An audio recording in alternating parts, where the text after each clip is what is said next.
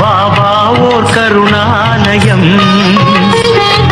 பாதம்தான் கமலாலயம். பாபா ஓர் கருணாலயம், பாதம்தான் கமலாலயம்.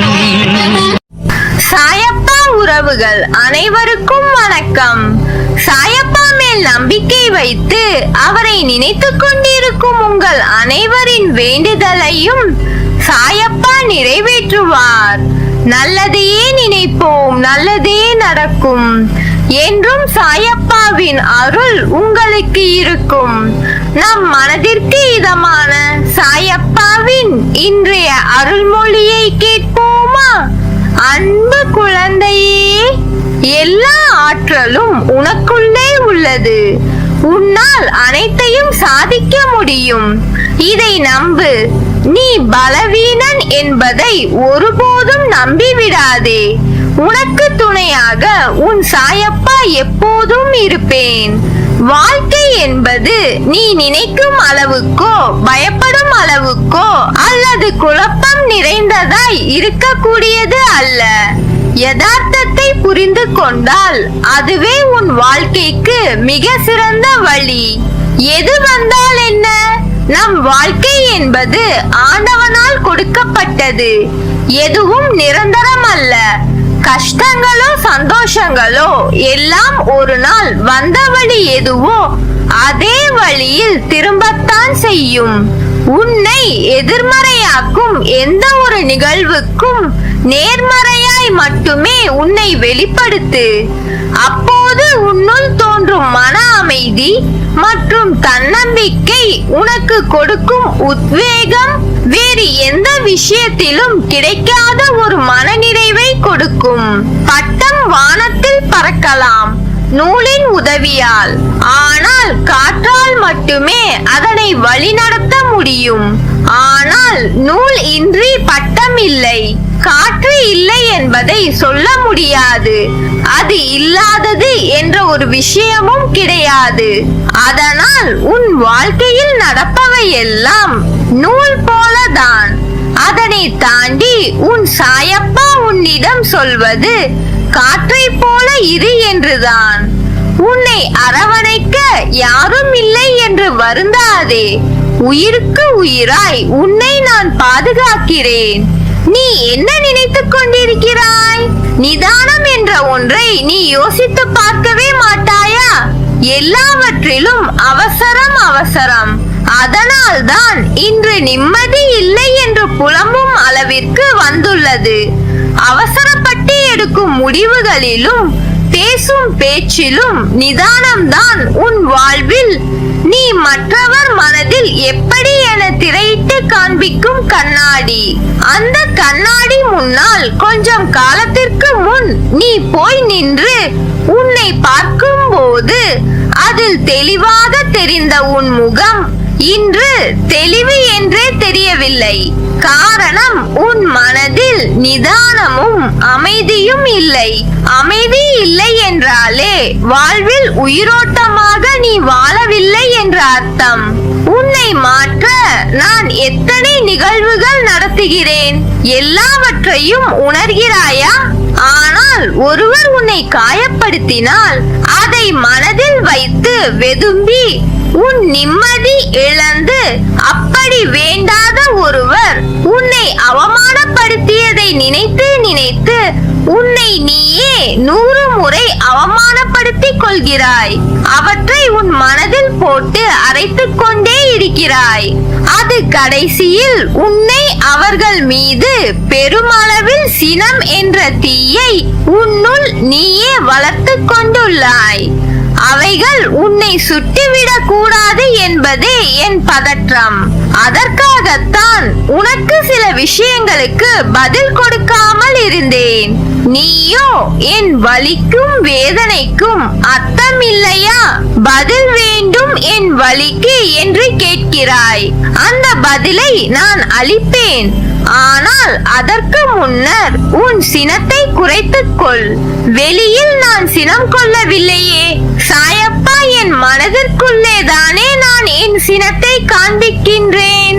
ஆனால் உன்னை அறியாமலேயே அது சில நேரத்தில் வெளிப்பட்டு விடும் என்பதை நீ உணர மறுக்கிறாய். அந்த சினம் உன்னை சுற்றி இருக்கும் நேசங்களையும் உன்னையும் நிம்மதியற்ற வாழ்விற்கு கொண்டு போய்விடும்.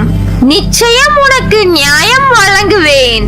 உன் வலியை அவர்கள் உணர வேண்டும் என்று உன் பக்கத்தில் நீ கொண்ட வலியை என்னால் உணர முடிகிறது. அதற்கு நிச்சயம் மருந்தாற்றுவேன் நான். ஆனால் ஒன்றை நீ ஞாபகம் வைத்துக்கொள், என் பிள்ளை நீ. என் தேகத்தில் இருந்து துவாரகமாயி தாய் குருதியில் இருந்து பிறந்த ஆத்மா. உன்னுள் அமைதி அன்பு எவ்வாறு நிலைத்திருக்க வேண்டும் என்ற அறிவுரையை நான் போதித்து இருக்கிறேன்.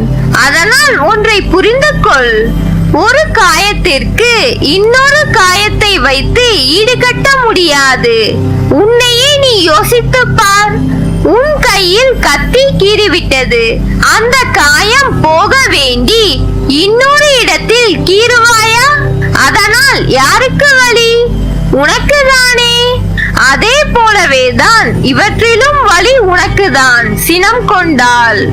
ஏனென்றால் உன் மனதில் ஒருவரை முழு மனதோடு வெறுக்கவும் முடியாது, காயப்படுத்தவும் முடியாது. சினம் அவர்கள் அடித்த சொற்களின் வலி உன்னை சுட்டதென்று அதனை சட்டென்று தாங்காமல் அலறுகிறாய். அவற்றின் வெளிப்பாடே உனக்குள் உள்ள கோபம்.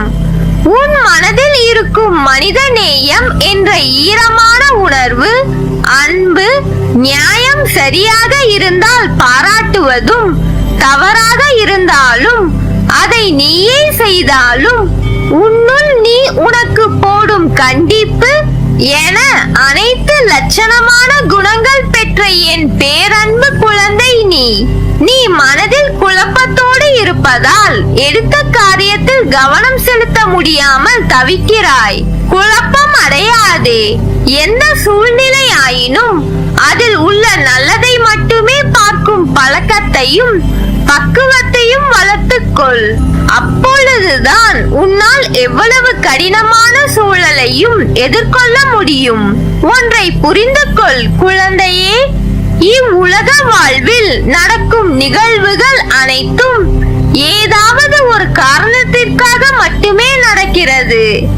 அதில் நீ மட்டும் விதிவிலக்கல்ல.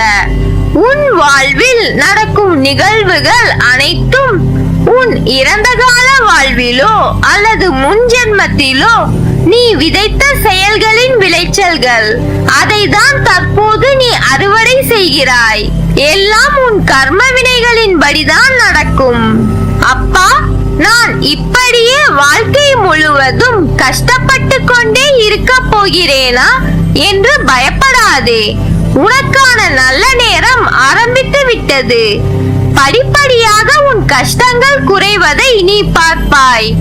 உன் கஷ்டங்கள் குறைந்து சந்தோஷமாக வாழும்போது இப்பொழுது நீ செய்யும் செயல்களுக்கான பலனை வருங்காலத்தில் நிச்சயம் அனுபவிக்க வேண்டும். அதனால்தான் நான் உனக்கு அடிக்கடி கூறுவது, எல்லோருக்கும் உன்னால் முடிந்த உதவிகளை எந்த எதிர்பார்ப்பும் இல்லாமல் பிறருக்கு செய் என்று. யாரையும் திட்டாதே, சாபமிடாதே, கெடுதல் நினைக்காதே. நீ எதை செய்கிறாயோ அதுவே உன்னை வந்து சேரும். அதற்காக எனக்கு தீங்கு துரோகம் இழைத்தவர்களை என்ன செய்ய என்று நீ என்னை பார்த்து கேட்பது புரிகிறது. உனது மனம் வருந்தினாலே போதும். உனக்கு பாதிப்பை தந்தவர்களுக்கான தண்டனையை காலம் கொடுத்தே தீரும். உன்னை கஷ்டப்படுத்தியவர்களை நான் சும்மா விடுவேன் என்று நினைக்கிறாயா? அவர்களுக்கான தண்டனை கண்டிப்பாக உரிய காலத்தில் கிடைக்கும். எனவே அவர்களை பற்றி நினைத்து நீ உன் சந்தோஷமான வாழ்க்கையை கெடுத்துக் கொள்ளாதே. எல்லாமே உடனுக்குடன் நடக்க வேண்டும் என்று நினைக்காதே. தாமதமாயினும் என்றும் தர்மமே வெல்லும். எனவே எந்த நேரத்திலும் நேர்மையாக சிந்திக்கவும் செயல்படவும் தொடங்கு. அதுதான் உனக்கு உன் லட்சியத்தை அடையச் செய்யும். என் வார்த்தைகள் மீது நம்பிக்கை வைத்து செயல்படு. வாழ்க்கையில் நீ விரும்பிய நிலையை அடைவாய். அதனால் நீ எதற்கும் பயப்படாதே, கலங்காதே. உன்னில் நிச்சயம் வெற்றி என்ற தீபத்தை ஏற்றுவேன். நல்லதே நடக்கும். நீ என் பரிபூர்ண அருளும் ஆசீர்வாதமும் அன்பும் பெற்ற என் செல்ல பிள்ளை.